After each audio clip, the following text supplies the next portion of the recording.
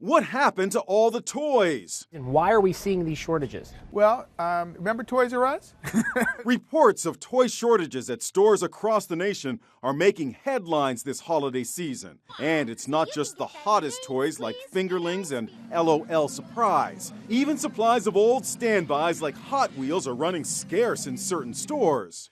Richard Gottlieb is a toy expert. This is uncharted territory. Christmas 2018 is the first since Toys R Us shut its doors.